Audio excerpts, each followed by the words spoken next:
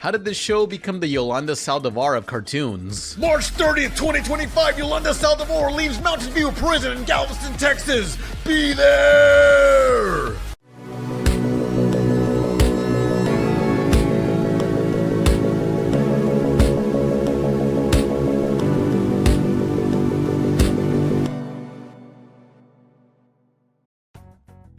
Hace un par de semanas, durante el Festival de Animación Internacional en Annecy, Francia, donde México era el invitado especial, Disney presentó uno de sus nuevos proyectos, la serie animada Primos, que trata de una familia mexicoamericana pasando las vacaciones en la casa de la protagonista. Y el internet latinoamericano reaccionó de la forma que esperarían.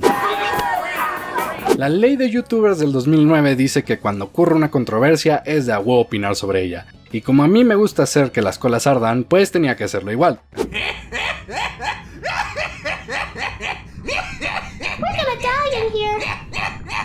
Quiero decir desde un principio, este video no es una defensa a la serie, porque la serie ni siquiera ha salido, al menos no en su totalidad. Eso será hasta diciembre, por ahora solo tenemos el piloto, así que no existe algo para defender, incluso si quisiera, que no quiero. Eso es lo que no me gusta de mentiras, desde cosas tan sencillas como que la serie no se llama Oye Primos, sino solo Primos, gente literalmente hablando de cómo los creadores de la serie no son latinos o mexicanos, y está hecha por blancos, gente acusando a la creadora de llamar a México un país de mierda, cuando claramente se estaba burlando de Donald Trump por decir lo mismo, hasta esparcir esa imagen hecha en colaboración con el neonazi ese que fingía vivir la vida de su hermano para impresionar a desconocidos en el internet. Para empezar, no creo que la serie sea racista, o al menos no de forma intencional, y ni siquiera de forma no intencional, para ser honestos. Si Primos es racista, entonces todas las películas, series y novelas mexicanas son racistas. Yo sé que muchas lo son, pero quédense conmigo porque les explicaré qué ocurre aquí. Viendo fotos y entrevistas con la creadora de la serie, Natasha Klein, es bastante claro que es latina, incluso si es mexicana incluso creería que es mexicana por nacionalidad. Klein no es un apellido común en México, pero la serie muestra que el padre de la protagonista, quien es claramente un stand-in de Natasha, es blanco, lo cual probablemente aplica también para la Natasha real. Los niños normalmente toman el apellido de su padre, en especial en Estados Unidos donde la gente solo tiene un apellido. Aparte de eso, no es raro conocer gente con apellidos que no suenan mexicanos por estos lados. Recuerdo tener compañeros en la preparatoria y trabajos con apellidos japoneses, chinos o árabes, y seguían siendo claramente mexicanos, y estoy hablando de generaciones en el país. Lo mismo con el nombre, yo tuve varios compañeros con nombres como Kevin, Brian, Brittany, Sasha y un largo etcétera, entre ellos incluido varias Natashas. Por eso es que no me gusta ver cómo la gente niega las raíces mexicanas de Natasha solo porque su nombre no suena lo suficientemente mexicano para ellos. Eso sí, voy a ser el primero en admitir que cuando una de las actrices se quejó de las críticas por el español mocho de la serie y dijo que el español era una lengua de colonizadores y asesinos, hablando en inglés sí se mamó un poquito. Pero creo que ella cometió uno de los pecados capitales del internet, postear cuando andas enchilado, algo que si me siguen en Twitter saben muy bien que todos hacemos. Yo en especial, lo hago mucho. Estoy intentando dejar de hacerlo. Es un trabajo en proceso. Lo que quiero decir es que, si bien lo que dijo fue una tremenda pendejada, también creo que fue algo dicho en el calor del momento, y que tal vez hubiera podido refrasear mejor con una cabeza más fría, en lugar de enojarse y postear en Instagram su reacción inmediata, que tire la primera piedra el que nunca haya tenido un momento normal en línea después de enojarse mucho. En otro aspecto que vi mucha gente quejándose, hablan de cómo era racista mostrar una casa multigeneracional porque los latinos son pobres y viven todos en casa de la abuela, cuando esto no es cierto. La trama de la serie es que los primos están pasando un verano en casa de la protagonista. Ustedes saben, algo que muchos niños, sin importar su etnia, suelen hacer en las vacaciones. Si alguna vez fuiste a visitar a tu abuela por un par de días o semanas durante el verano, felicidades, tuviste la misma experiencia que los protagonistas de Primos. Por favor, miren estos protagonistas y díganme que no fueron a la preparatoria o secundaria con alguno de ellos.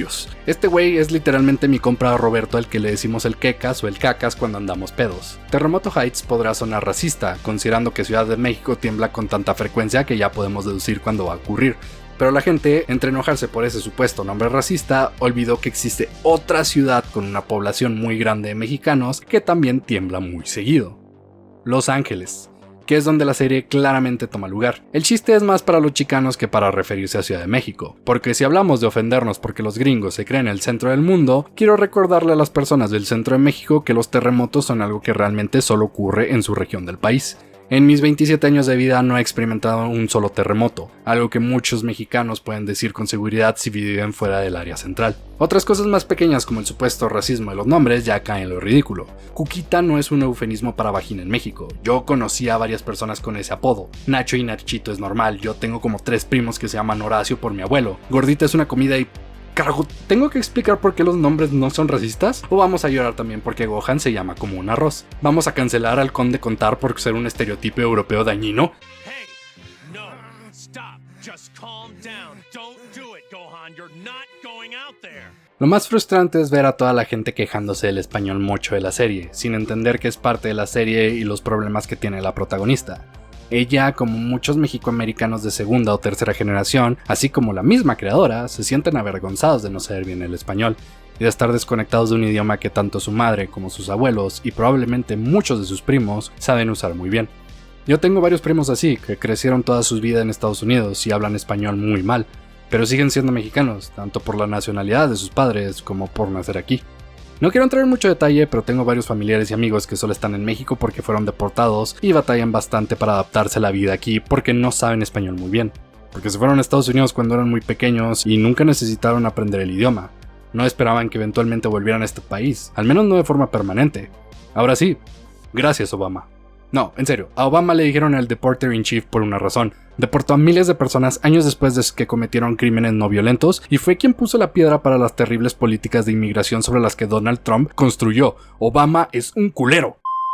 Solo para decirles que, sí, los actores, actrices, escritores y productores de la serie probablemente ya saben que no están hablando el español bien, y ese es el punto. Creo que el problema viene de que en Estados Unidos latino y mexicano son casi términos intercambiables, en especial para la población que no pertenece a estas etnias. Es cierto que somos más los mexicanos que los latinos de otros países, pero el hecho de que existan muchas otras culturas que se engloban en latinidad y sean puestas en la bolsa de mexicano solo por el color de su piel y el idioma que sus padres o abuelos hablaban, afecta profundamente a la visión que tenemos de Latinoamérica como continente.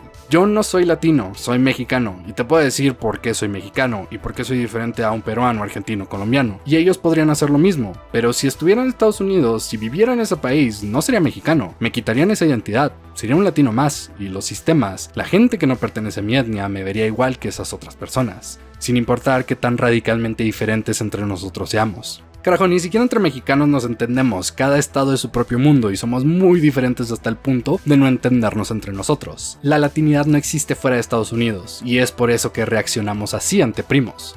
Pero para saber el porqué tendrán que quedarse en el canal después de estos mensajes.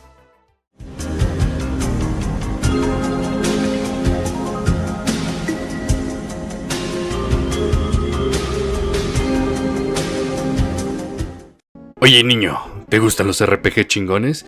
Yo sé que sí, así que escucha esta oferta. El día de hoy les traigo el paquete Baldur's Gate y más allá de Humble Bundle, que incluye grandes juegos de rol para un solo jugador como Pathfinder, Wrath of the Righteous, Neverwinter Nights, Planescape Torment y mucho más por tan solo $12. Especialmente quiero recomendar Planescape Torment porque es uno de estos clásicos de culto que ha inspirado a algunos de los RPGs más populares y emblemáticos de la última década, como Disco Elysium y Fallout New Vegas. Solo sigue el enlace que aparece en pantalla y podrás conseguir todos estos juegos a un bajísimo precio. También recuerda que puedes alterar la cantidad de tu donación si quieres que más vaya a la caridad o a tu youtuber favorito que te recomendó un juego chingón.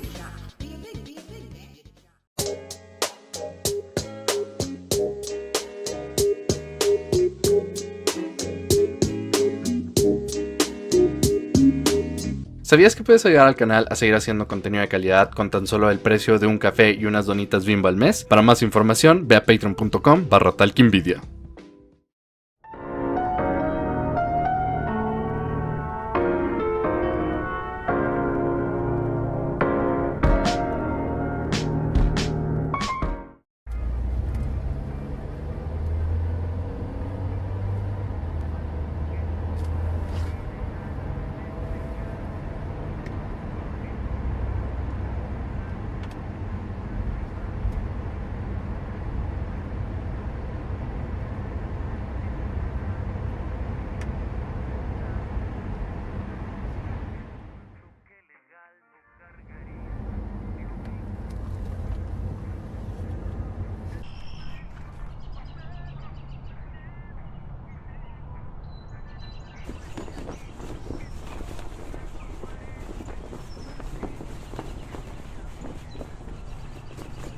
Como lo dije antes del corte, la latinidad no existe fuera de Estados Unidos.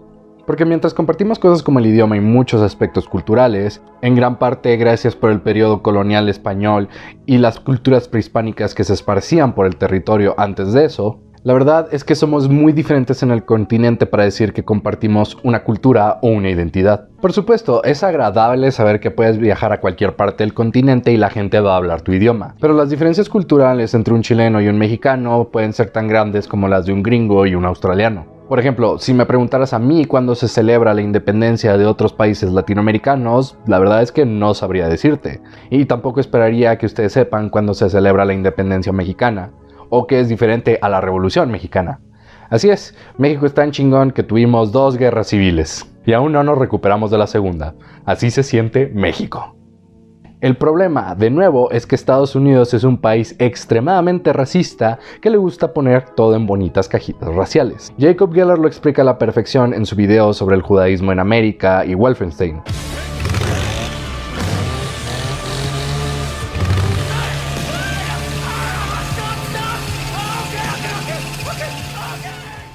As much as Commander Engel and the white supremacists of the world like to think they have it nailed down, race is a really slippery concept. It's socially constructed, of course, but even within the individual societies that construct it, it's never really pinned down. Check out some censuses. Scrolling back through America's history of how many people are there and what are they like paints a wildly varying portrait of how we've tried to group the other. Because there's always been a checkbox for white people, but everyone else has been faced with a form that changes radically depending on the decade. Do you define if you're a quadroon or octoroon? If you're an Asian immigrant, can you pick the country you're actually from, or are you just stuck with Chinese? Mientras que la gente de Latinoamérica no es tan discriminada como los afrodescendientes y los judíos, tampoco es como si nos hubieran abierto las puertas de la blancura como lo hicieron con los irlandeses y los italianos. El latino sigue viéndose como otro en Estados Unidos, lo cual causa que cualquiera que tenga un apellido español, sea moreno y se vea pues como yo, se ponga en la bolsa de latino o peor, mexicano. Incluso si puede ser radicalmente diferente a otra persona que también ponen en la categoría de latino. Así que es obvio que si la sociedad empieza a poner a toda esta gente en la misma categoría, que van a empezar a construir una cultura y una identidad. Estados Unidos, siendo un país literalmente fundado sobre el racismo y la esclavitud, tiene una cultura muy de cada quien por su lado, donde se supone que te tienes que quedar entre tu raza y tu etnia. Robando de otro youtuber, Ian Dansky lo explica mejor de lo que yo podría. White people are only white if they're purebreeds, or if non-whiteness is far enough back in their family tree that one can pretend it isn't there. These rules of purity don't apply to other races. When black and white people have children, those children are allowed to be black, or any number of often racist terms for mixed-race children. But whatever they are, they can't be white. This frames interracial families as an increase of one race and a decrease in whites. So, by this logic, where other races spread, whiteness has to be maintained. White people don't consider whiteness a race. It is the absence of race, the undiluted form of which all other races are deviations. And if it goes, it can't be brought back. This is, of course, nonsense. It's a bunch of made-up rules to justify white supremacy. Es por eso que incluso generaciones después de que su familia llegó a este país, ves a gente que es claramente china, vietnamita, irlandesa, italiana y un largo etcétera de etnias. Lo mismo pasa con toda la gente que viene de Latinoamérica. De hecho, es mucho más notorio ya que compartimos una lengua madre. Si alguna vez te has encontrado con otro latino en el extranjero, sabes a lo que me refiero. Existe un sentimiento de familiaridad e incluso de amistad de saber que te puedes entender con alguien en otro país. Si tan solo es porque hablamos el mismo idioma. Fuera de nuestro país dejamos de ser mexicanos, chilenos, colombianos, argentinos y nos volvemos hispanohablantes, latinos, hermanos en tierras desconocidas.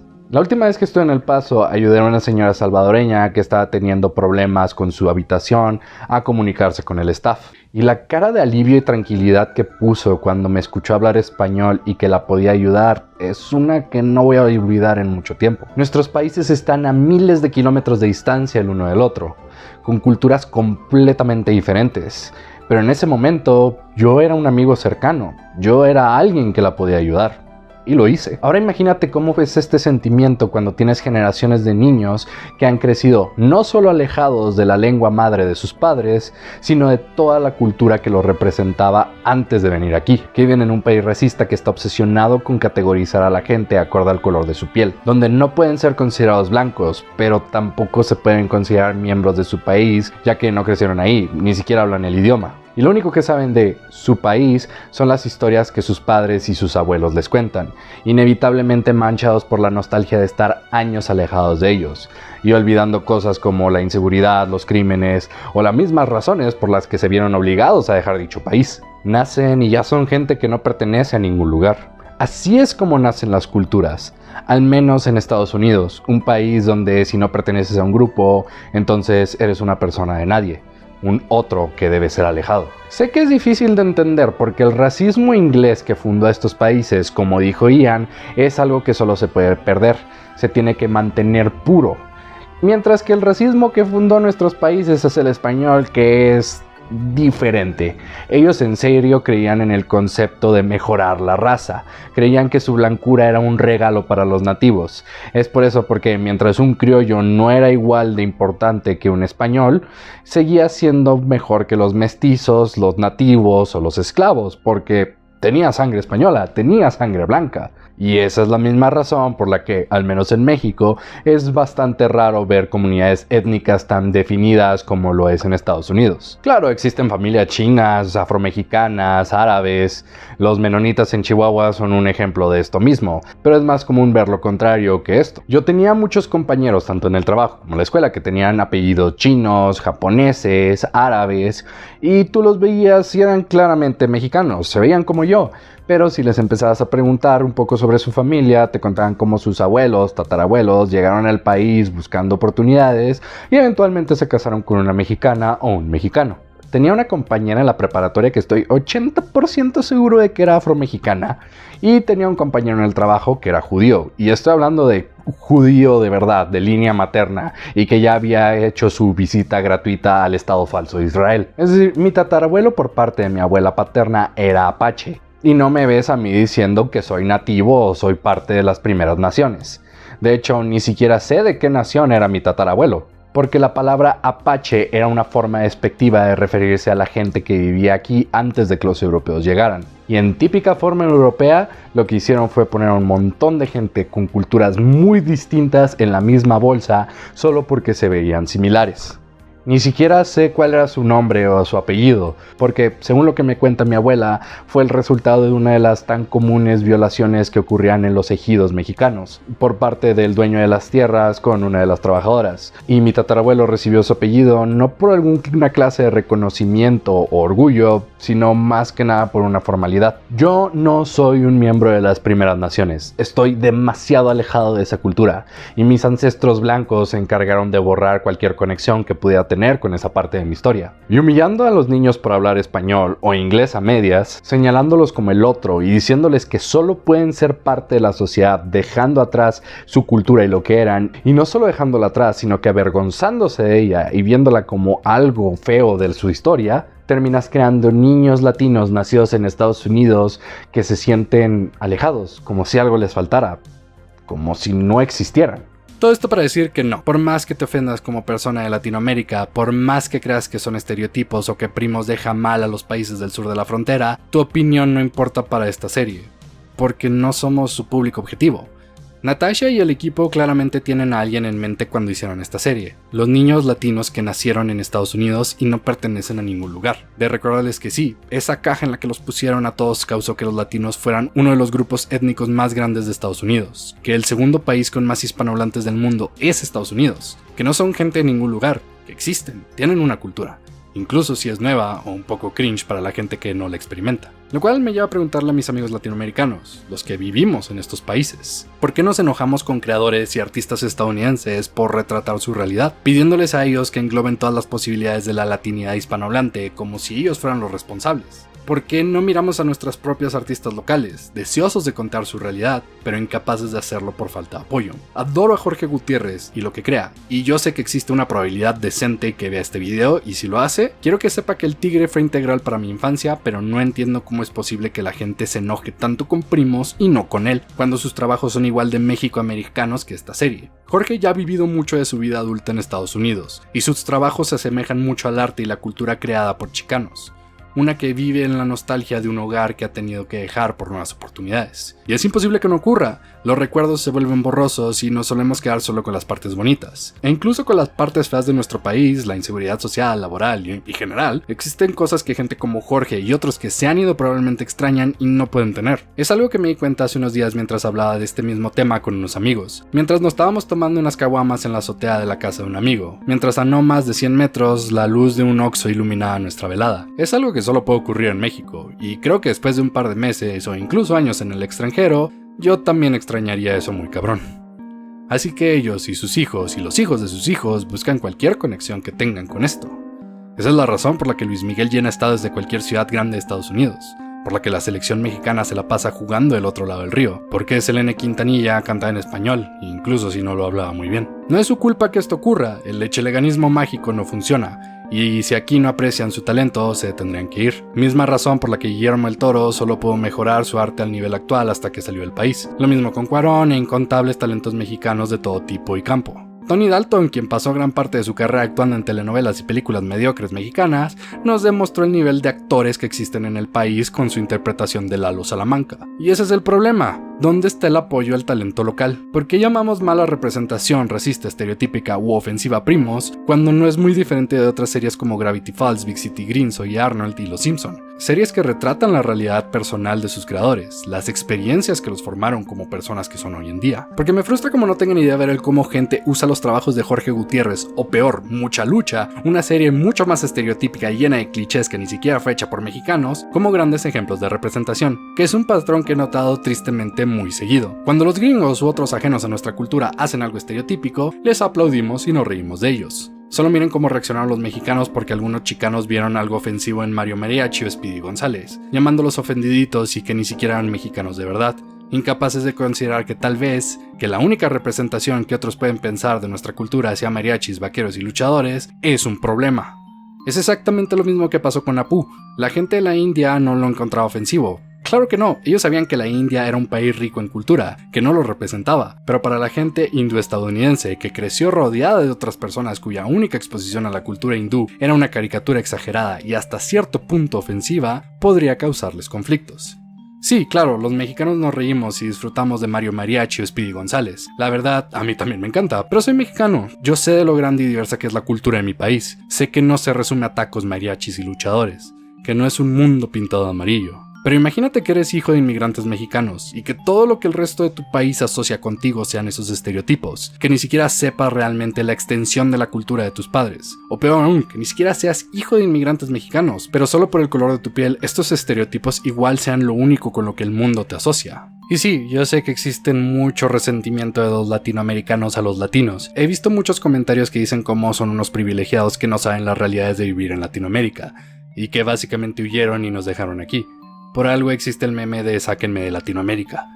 Pero, ¿no pueden ser dos cosas malas al mismo tiempo? No se trata de ver quién sufre más o quién la tiene peor. ¿Por qué poner el peso de la representación de todos los latinoamericanos en una serie claramente hecha para reflejar una vida ajena? Hecha por alguien que no quiere, no intenta y no debe representarnos a todos.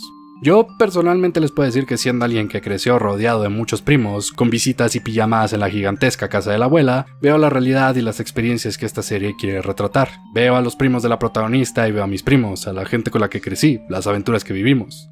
Pero eso no significa que mi realidad sea la experiencia de todos, porque existen muchas realidades distintas, muchas formas diferentes de las que vivimos nuestra niñez. Así que les pregunto, ¿por qué enojarnos con creadores que apenas lograron conseguir migajas en Estados Unidos? Porque créanme, con el clima actual para la animación es un milagro que Primos exista. O peor aún, es lo único que puede existir, porque me han contado varios amigos artistas que han hecho pitch internacionales que Primos es muy parecido a lo que buscan. No historias influenciadas por las vivencias latinas, sino historias latinas fáciles de vender y de hacer marketing, con español mocho. ¿Por qué no mirar a nuestras productoras locales y pedir apoyo a la animación local en lugar de llorarle a grupos de gente que ni siquiera nos consideran sus métricas? ¿Dónde está el apoyo de las televisoras nacionales o las subsidiarias locales como Cartoon Network y Nickelodeon? Eso es lo que deberíamos estar buscando, porque no los veo muy enojados de que las becas Fonca para creación de arte sean súper restrictivas, con reglas tan pendejas como que tienes que participar en forma individual en cómic y no en equipos. Así que si sabes dibujar pero no escribir, ya te chingaste y viceversa. En el Pixelatel del 2021, recuerdo muy bien cómo los creadores de Frankelda nos dijeron que lo que ellos buscaban en una serie era capturar una realidad no solo mexicana, sino precisamente de la realidad de CDMX, con monstruos, mitos y leyendas con los que los creadores crecieron. Y creo que eso es lo que deberíamos buscar, no historias sobre México o sobre mexicanos, sino historias que son marcadas por vivir en México. Uno de mis mejores amigos, Humberto, está a punto de terminar el primer arco de su historieta Fitech sobre robots de pelea, y si bien está fuertemente inspirada por Medabots y Pokémon, también puedo ver cómo la realidad de ser un millennial que vivió durante el final de la historia y la muerte del futuro marcan esa historia, de crecer creyendo en un sueño de meritocracia solo para verlo arder en llamas frente a ti, mientras te recuerdan que el juego está arreglado en contra de la gente como tú, la gente que tiene que trabajar para vivir. Actualmente estoy desarrollando dos historias que pienso volver cómics, una ópera espacial gay sobre el amor destruyendo un imperio fascista espacial y una historia sobre detectives resolviendo asesinatos en mi ciudad natal. Y ambas están fuertemente inspiradas por mis vivencias, no solo como mexicano, sino con mis experiencias de vida. La ópera espacial viene de mi realidad viviendo al lado de Estados Unidos y cómo me ha cambiado como persona, de mi orgullo por ser quien soy y de lo difícil que es darte cuenta de que tus creencias estaban mal o eran dañinas. Mi historia sobre detectives es sobre asesinos y misterios, sí, pero también habla de mis experiencias en una familia afectada por la crisis del 2008. De la cruda realidad de trabajar en algo que siempre soñaste solo para darte cuenta de que la vida en ese trabajo era menos glamorosa de lo que pensabas, y sobre todo del sentimiento de otredad que existe al moverte en espacios con gente de clases sociales distintas a la tuya, donde claramente te sientes como que no perteneces y la gente de este mundo no para de recordártelo. Pero no existe el apoyo para eso, al menos no de la misma forma que en otros países. Humberto ha tenido que producir Fitech de su propio bolsillo, y créanme, no es para nada barato. Yo estoy haciéndome la idea de que mis historias no podrán existir sin un Kickstarter, así que manténganse con los ojos abiertos a los próximos meses. Promoción desvergonzada, ya tengo un artista en la mira, así que no se sorprendan y vayan preparándose para obtener su copia de mi cómic en el futuro. A lo que voy con esto es que crear arte es difícil, y es mucho más difícil cuando algunos pocos logran terminar el proceso tan difícil que es simplemente dejar que exista una serie animada, solo para ver cómo gente alrededor del mundo la destruye, se burla de ella e inventan mentiras sobre ti, y procede a decir que eres racista y que estás mal por no representar las infinitas realidades de un continente entero. Y yo creo que no estamos enojados con primos, estamos enojados con nuestra realidad, y la falta de oportunidades que hacen que todo el talento se desperdicie. Así es, no solo llegué con una opinión controversial, sino que llegué tarde a la fiesta. Talking Media es una realidad gracias a los artistas que aparecen en pantalla. Si quieres ayudar con ellos a hacer que Talking Media siga teniendo la calidad que tiene hoy en día, puedes hacerlo en patreon.com/talkingmedia o volviéndote un miembro en YouTube, con lo cual tendrás beneficios exclusivos como votar para la elección de un video al mes. También puedes hacer donaciones unitarias en el enlace PayPal que aparece en pantalla, o dándole al botón de gracias que está en YouTube. Soy su anfitrión, Dani Z. Recuerda que apoyen a sus artistas locales. Hasta la próxima.